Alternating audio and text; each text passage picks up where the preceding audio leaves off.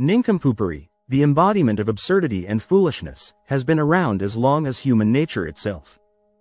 It's a term reserved for behavior so lacking in common sense or basic competence that it leaves the onlooker bewildered, shaking their head in disbelief. But while it's easy to laugh off Nincompoopery as harmless blundering, history, philosophy, and modern psychology reveal that this kind of behavior, when left unchecked, can lead to serious consequences. Consider the infamous charge of the Light Brigade during the Crimean War in 1854. British forces, due to a series of miscommunications and leadership errors, ordered a cavalry charge straight into the path of Russian cannons. What should have been a tactical maneuver turned into a massacre, all because of sheer Nincompoopery at the highest levels. This tragic event is still remembered not just for its bravery, but for the catastrophic mismanagement that led to unnecessary loss of life. The lesson here is clear. Foolishness, even when it appears benign, can spiral into disaster when combined with power and poor judgment. Thinkers like Aristotle would have found the concept of Nincompoopery closely tied to the idea of akrasia, the state of acting against one's better judgment. Aristotle argued that wisdom and virtue are acquired through the practice of reason and moderation, whereas foolishness arises from an inability or unwillingness to use these faculties. Nincompoopery, in this light, is not merely about making mistakes. It's about repeatedly failing to act with even the most basic wisdom or foresight. This lack of self-awareness is what turns simple error into the realm of the ridiculous. But is Nincompoopery only reserved for grand, historical mistakes? Not at all. It's everywhere, from the boardroom to the backyard barbecue.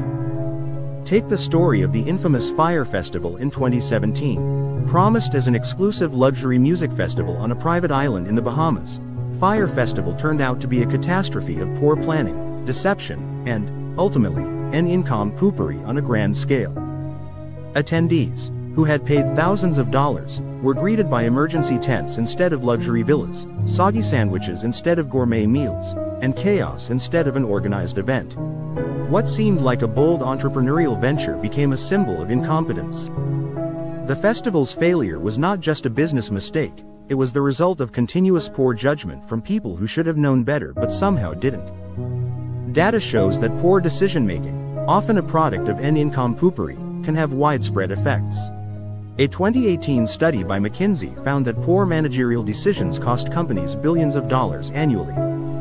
Inefficiency, miscommunication, and failure to properly assess risks are all forms of corporate Nincompoopery, and their impact is anything but trivial.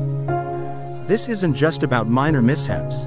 It's about how sustained incompetence can ripple out, affecting organizations and people on a large scale.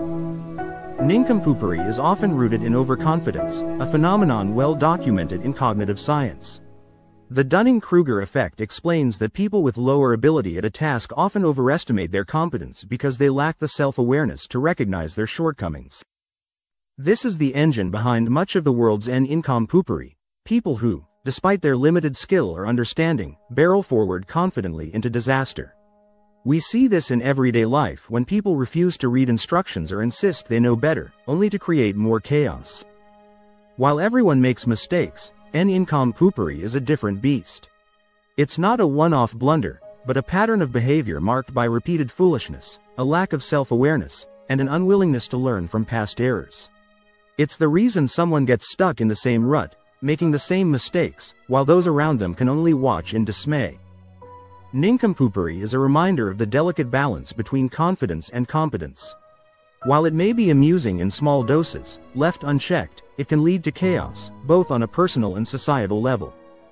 The real wisdom lies in recognizing when we're on the verge of it ourselves, and learning to step back before we tumble headfirst into absurdity.